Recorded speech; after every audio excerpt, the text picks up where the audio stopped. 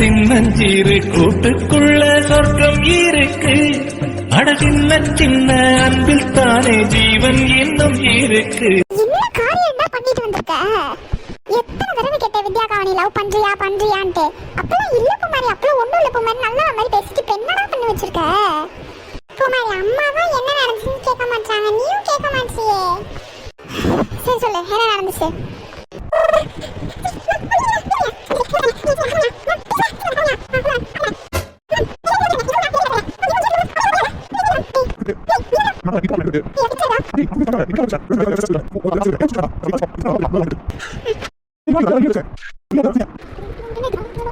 இதான் நடந்தது.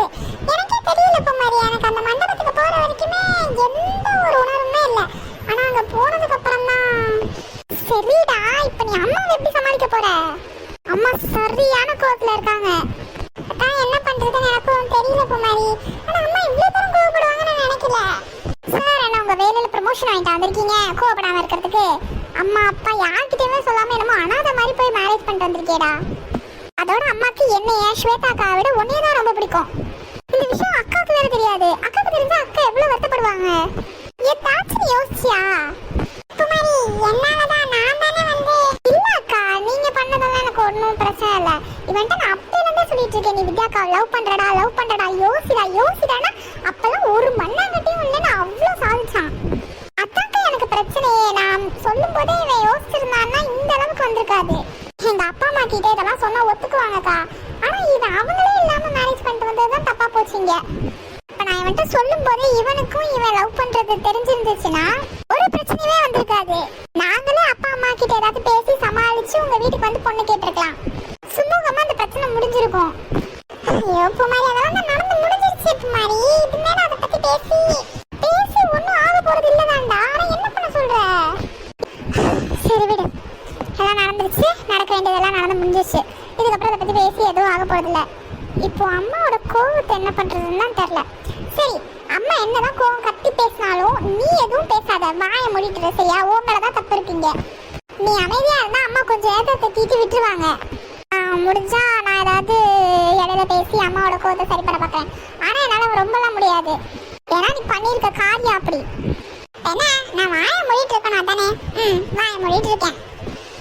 வித்யாக்கா, அம்மா ஏதாவது உங்களை ஹர்ட் பண்ற மாதிரி பேசினாலும் கொஞ்சம் பொறுத்துக்கோங்க. பரவாயில்ல பூமாரி, எங்க மேல தானே தப்பு, நான் பொறுத்துப்பேன். சரி வாங்க. கோவப்படாம பேசு. இப்போ நடந்தது ஒன்று நம்மளால மாற்ற முடியாது. நடந்தது நடந்துருச்சு. இதுக்கப்புறம் என்ன பண்ண போறோம், அதுதான் முக்கியம். இதுக்கப்புறம் என்ன பண்றதுன்னு எனக்கு தெரியும். நீங்க எல்லாரும் நான் எடுக்கிற முடிவு எதா இருந்தாலும் ஒத்துப்பீங்க நம்புறேன். கண்டிப்பா மகா. ஆனா நீ பொறுமையா யோசிச்சு முடிவெடு. ஆமா, ரெண்டு பேரோட லைஃப்ல நீ நல்லா யோசிச்சு முடிவிடு. அப்பா, அத்தை என்ன முடிவு எடுப்பாங்க தெரியலையே. இல்லப்பா, சுபின் பண்ண மேரேஜால இவங்க ரெண்டு பேரும் பிரிக்கிறதா நினைச்சிட்டு டிவோர்ஸ் எதுவும். சே, அப்பெல்லாம் என் தங்கச்சி பண்ண மாட்டாடா. அப்படி ஒன்றும் மனசாட்சியே இல்லாதவெல்லாம் இல்லடா என் தங்கச்சி. இல்லப்பா, அப்புறம் என்ன முடிவு எடுக்க போறாங்கன்னு தான். அவளுக்கும் கோவம் இருக்கும்ல. தான் புள்ள அவகிட்டே சொல்லாம ஒரு மேரேஜ் பண்ணிட்டு வந்து நின்னா எந்த தாய்க்கா இருந்தாலும் கோவம் வரதான் செய்யும். அதனால நீ சொல்றதே செஞ்சாலும் இங்க ஆச்சரியப்படுறதுக்கு இல்லை. உண்மைதாண்டி, கோவம்லாம் இருக்கதான் செய்யும். ஆனா டிவோர்ஸ் வரைக்கும்லாம் போகாதுன்னு நினைக்கிறேன் இந்த கோவம். பூமாரி, சுபி அண்ணாவும் வராங்க. சரி, அமைதியா இருங்க. எங்கடி கூட்டிட்டு போன? அது இல்லம்மா, இவன் தரப்பு நியாயத்தை நம்ம கேட்கணும்ல, அதுக்கு தான். ஆமா, அப்படியே ஒலிம்பிக்ல மெடல் வாங்கிட்டு வந்திருக்கான். இவன் தரப்பு நியாயத்தை கேட்க போறா. இவன் பண்ணதே திருட்டு கல்யாணம். அம்மா, அவனோட சிச்சுவேஷனே கொஞ்சம் கேளுங்களேன். வாய மூடு. எல்லாத்துலயும் பெரிய மனுஷி மாதிரி மூக்க நினைக்க வேண்டியது. அம்மா, ஏங்க அவனை என்னை அப்படி கூப்பிடக்கூடாதுன்னு சொல்லுங்க. மகா, என்ன மகா? இவன் என் பிள்ளையாங்க. முதல்ல நான் இல்லாம மேரேஜ் பண்ணிட்டு வந்து நிக்கிறான். கொஞ்ச நேரம் அமைதியா இருடா. கொஞ்ச நேரத்துல அம்மா திட்டி முடிச்சிருவாங்க. நீ பேசாதம்மா, நான் உன்னை திட்டக்கூடாதுன்னு நினைக்கிறேன். தயவு செஞ்சு என்கிட்ட இருந்து திட்டு வாங்கிறாத. அக்கா, நீங்க அமைதியா இருங்கக்கா. மகாலட்சுமி, கொஞ்சம் ஏன் சைடுல உள்ள அதையும் புரிஞ்சுக்கோங்க. ஏங்க, இவனுக்கு எவ்வளவு தைரியம் இருந்தா என்னை பேர் சொல்லி கூப்பிடுவான். இது என்னடா நியாயமா போச்சு? அம்மானு கூப்பிடக்கூடாது, பேர் சொல்லியும் கூப்பிடக்கூடாதுன்னா அப்புறம் நான் அவங்களை எப்படிதான் கூப்பிடணும்? பிரச்சனை பெருசாக்காதடா. நீ அமைதியா இருந்தா அம்மாவே கோவத்தை குறைச்சிக்குவாங்க. சொல்லி தந்துட்டு குடிச்சு வந்தேன். சரி, ஓகே. முடிஞ்சிருச்சு, கல்யாணமும் முடிஞ்சிருச்சு. ஆனா எனக்கு ஒரு கண்டிஷன் இருக்கு சுபி. என்ன? ஒரே ஒரு கண்டிஷன் தான் இருக்குன்னு சொல்றாங்க. அது என்ன கண்டிஷனா இருந்தாலும் தயவு செஞ்சு மண்டையாட்டிடு. இந்த பிரச்சனை இதுக்கு மேல போக கூடாது. இது என்ன கண்டிஷனா இருந்தாலும் மண்டைய ஆட்டி தொலை, சரியா? இதுக்கு மேல நீ முடியாதுன்னு சொன்னீங்கன்னா அம்மா இன்னும் கோவப்படுவாங்க. அது இன்னும் பெரிய பிரச்சனையா போய் முடிஞ்சிடும். இன்ன வரைக்கும் அம்மா வித்யாக்காவை திட்டல, ஆனா திட்டுற மாதிரி ஆக்கிடாத, சரியா? என்ன சொன்னாலும் ஓகே சொல்லிடு. என்ன? சொல்லுங்க. எல்லார மாதிரி என்னால இருக்க முடியாது. நான் என்னோட இளைய பொண்ணை நினைச்சும் யோசிச்சாகணும். எதுக்கு என்ன இழுக்கிறாங்க? யாருமே அவளை பத்தி யோசிக்கிற மாதிரி எனக்கு தெரியல. நானும் அவளை பத்தி யோசிக்கணுமே. அதனால பூமாரிக்கு ஒரு நல்ல மாப்பிள்ளையா பார்த்து கல்யாணம் பண்ணி வைக்கிற வரைக்கும் நீங்க 2 பேரும் ஒன்னா சேர்ந்து வாழக்கூடாது. என்ன இவன் இவ்வளோ பெரிய விஷயத்த அசால்ட்டா சொல்றா? ஐயோ, இதுக்கு சுபின் என்ன முடிவு பண்ண போறான்னு தெரியலையே. இதுக்கு மட்டும் முடியாதுன்னாங்கன்னா அவ்வளவுதான், பெரிய பிரச்சனையாகும். இப்படி பண்ணிட்டு இருக்க? உன்னை நான் அமைதியா தானே இருக்க சொன்னேன். மகா, நீங்களும் அமைதியா இருங்க. இப்ப நான் பேசுறது இவன்ட்ட மட்டும்தான், யாரும் எதுவும் பேச வேண்டாம். அவன் தங்கச்சிக்காக எதுவுமே பண்ணதில்லைல்ல, இதையாவது பண்ணட்டும். ஐயோ அம்மா, நீ கண்டிஷன் போடுறனா உனக்கு ஏற்ற மாதிரி கண்டிஷன் போடுறீங்க. என்னைய வச்சு கண்டிஷன் போட்டுட்டு இருக்கேன். எனக்காக இவங்க பிரிஞ்சிருக்கிறது எனக்கு விருப்பமே இல்லை. உன்கிட்ட நான் விருப்பமா என்னன்னு கேட்டேனா? ஸோ சுபி, தயவு செஞ்சு இந்த கண்டிஷனுக்குலாம் ஒத்துக்காத. முடியாதுன்னு சொல்லு. இல்லடா, புரியுதா இல்லையா? புரியுது. திரும்பி என்னால முடியாதுன்னு சொல்லு. என்ன நடந்தாலும் பார்த்துக்கலாம். இவன் மட்டும் இப்போ முடியாதுன்னு சொன்னாலும் அவ்வளோதான், வீடே 2 ஆயிடுமே. இவங்க 2 பேரும் கல்யாணம் பண்ணிக்கிட்டதுல எனக்கு எந்த ஒரு பிரச்சனையுமே இல்லை. நாங்களே லவ் மேரேஜ் தானே. ஆனால் என்ன, நாங்களும் அப்பா அம்மா இல்லாமல் தான் பண்ணிக்கிட்டோம். இவங்களும் அப்பா அம்மா இல்லாமல் பண்ணிக்கிட்டாங்க. எப்போ நான் தானே கோவப்பட்டு கத்துவேன், இப்போ இவ கோவப்பட்டு கத்துறா. ஒருவேளை நம்ம கோவப்பட்டு கத்திருந்தா இவ கத்திருக்க மாட்டாளோ? இப்போ யோசிச்சு என்ன பிரயோஜனம்? எனக்கு ஓகேமா. நீ உனக்கு என்ன பைத்தியமா? வித்யாக்கவே யோசிக்க மாட்டியா நீ? என்னடா இவன் இப்படி ஒரு முடிவு எடுத்துட்டான்? இப்போ இவன் ஒத்துக்கலன்னா இங்கே ஒரு பெரிய பிரச்சனையே நடந்திருக்கோம்ல. அதை யோசிச்சு தான் சுபின் ஓகே சொல்லிட்டான்னு நினைக்கிறேன். இவ்வளோ பெரிய பிரச்சனையில் இவ்வளோ தனியாக விட்டுட்டு போகிறதுக்கு எனக்கும் தோணல தான். ஆனால் ஒன்று, நம்ம இன்னைக்கே கிளம்பி ஆகணும். சரி, ஓகே. அப்போ நான் பூமாரி, வித்யா இனிமே உன் கூட தான் தூங்குவா. ஏமா அப்படி பண்ற? இங்க பாரு, இவங்க 2 பேரும் நான் எங்கேயா சேர்த்து வச்சு பார்த்தேன்னா உனக்கு இருக்கு. அப்புறம் எங்க அவனை என் கண்ணு முன்னாடி நிக்க சொல்லாதீங்க, போக சொல்லுங்க. டேய் சுபி, நானே போயிடுறேன்ப்பா. குமாரி, என்ன? அது வந்து பார்த்துக்கோ. இந்த வெங்காயம் எனக்கே தெரியும். மாய விட்டுட்டு போடா. சரி சுபின்.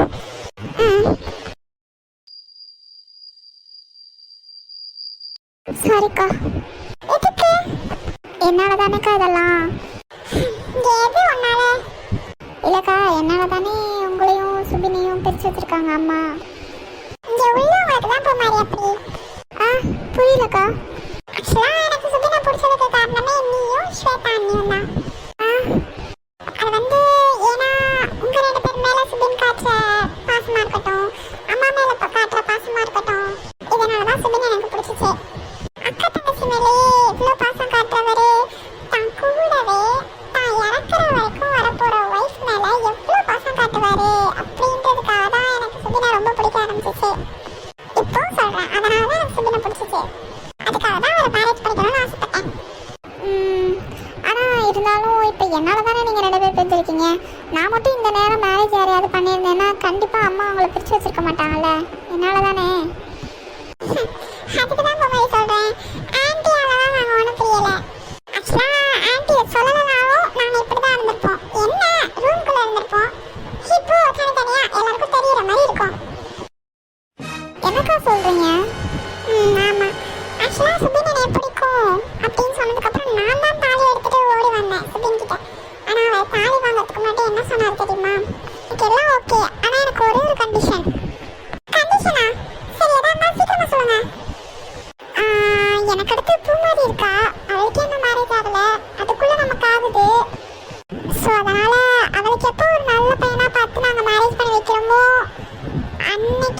லைஃப்பை ஸ்டார்ட் பண்ணலான்னு நான் நினைக்கிறேன். உங்களுக்கு ஓகேனா சொல்லுங்க. அடி பூமாரி உங்களுக்கு தங்கச்சி சுபின். எனக்கும் பூமாரியை ரொம்ப பிடிக்கும். எனக்கு இதுல முழு சம்மதம் தான். எனக்கு உங்களோட லவ், கேரிங் இதெல்லாம் தான் வேணும். எனக்கு இதுல மனப்பூர்வமான சம்மதம். இதுதான் சொன்னாரு. இப்ப புரியுதா? அத்தை சொல்லலனாலும் நாங்க அப்படிதான் வந்திருப்போம் ரூம்குள்ள. என்னாச்சு? உண்மையாவே வாக்கா? உண்மையாவே சொல்றேன். ஒரு மாதிரியாவே இருக்கு அம்மா என்கிட்ட பேசாம. சுபி என்னாச்சு? பூமாரி என்னாச்சு? லூசு என்னாச்சுன்னு சொல்லிட்டு அழுகு. சுபி எனக்காக வாடா. என்னது உனக்காக வாடா? எனக்காக தானே வித்யாக்கா வந்துட்டு தாலியை கொண்டு வந்து கட்டுங்க சுபின்னு சொல்லும்போது நீ அவங்க கிட்ட பூமாரிக்கு மேரேஜ் ஆகிற வரைக்கும் நமக்குள்ள எதுவும் நடக்க வேணாம் அப்படி சொன்ன. அட லூசு, நான் எங்க சொன்னேன்? எனக்கு தெரியும் வித்யாக்கா எல்லாத்தையுமே சொல்லிட்டாங்க. அவங்கள யார் இந்த விஷயத்த சொல்ல சொன்னது? உறவென்று சொன்னால் நீதானே, உதிரத்தில் ஓடும் பூந்தேனே, வரமும் தவமும் நீயே, வலியும் மருந்தும் நீயே, உயிரினில் கலந்த என் தாயே. தங்கோ தங்கோ செல்ல தங்கோ தங்கோ செல்ல தங்கோ தங்கோ செல்ல தங்கோ. நீ அப்படி நினைச்சுக்கிட்டியா? நான் அப்படி சொல்ல வரல. அம்மா பத்தி எனக்கு தெரியும். எப்படி நான் வந்தாலும் அம்மா எப்படி இங்க கோவமா தான் இருப்பாங்க. எப்படியும் அம்மா இந்த முடிவு தான் இருப்பாங்கன்னு தெரியும். ஆனா அம்மா சொல்லி நம்ம தெரிய வேணாமே அப்படின்ற எனக்கு ஒரு ஈகோ. அதனால நான் வித்யா நான் அப்படி சொன்னேன். இந்த மாதிரி பூமாரி கல்யாணம் ஆகிற வரைக்கும் நம்ம பிரிஞ்சிருக்கலான்னு.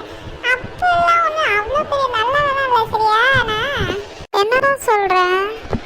ஆமா பின்ன எனக்கு அம்மா பத்தி தெரியாதா? அதுக்காக தான் வித்யா மேம் கிட்டையும் அப்படி சொல்ல வேண்டியதா போச்சு. இப்போ வித்யா மேம் கண்ணிலையும் நான் ஒரு ஹீரோ, நான் ஒரு பாசக்கார அண்ணனா தெரியுவேன்ல.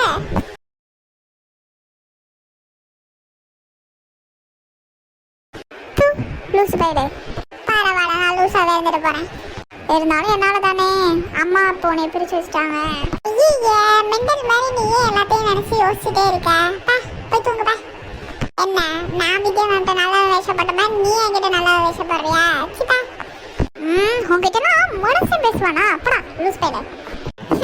இன்னும் குழந்தையாவே இருக்கா. உனக்காக தான் நான் வித்யா மேம்கிட்ட அப்படி சொன்னேன். உனக்கு ஒரு நல்ல மாப்பிள்ளைய பார்த்து நானே மேரேஜ் பண்ணி வைப்பேன். அதுக்கப்புறம் நான் என் லைஃப்பை தொடங்கிக்கிறேன். நான் லைஃப்பை ஸ்டார்ட் பண்ணி எனக்கு ஒரு குழந்தையே வந்தாலும் நீ தாண்டி என்னோட ஃபர்ஸ்ட் குழந்தை. ஏன்னா இல்லவே இல்லைன்னு சாதிச்சிருப்பாங்களே. ஆமாக்கா, அவங்க போய் சொல்றாங்க பூமாரி. தெரியும்க்கா, அவனுக்கு என்னை ரொம்ப பிடிக்கும். நான் போனோன்னா அவன் வேற ஏதாவது சொல்லியாவது சமாளிச்சிருக்கலாம். என்னமோ அம்மாவும் அவனுக்கு தெரியும் உங்ககிட்ட நல்ல பேர் எடுக்கணும் அப்படி சொன்னா பாருங்க. அப்பவே எனக்கு புரிஞ்சிச்சு அவன் தான் உண்மையில உங்கள்கிட்ட அதை சொல்லியிருக்கான்னு. எனக்கும் சுபீனை ரொம்ப பிடிக்கும், சுபீனுக்கும் என்னை ரொம்ப பிடிக்கும். ஒரு பெஸ்ட் பிரதர் அவன். சரிக்கா, என்னோட ட்ரெஸ் தரேன், சேஞ்ச் பண்ணிக்கிறீங்களா? ஓகே பூமாரி.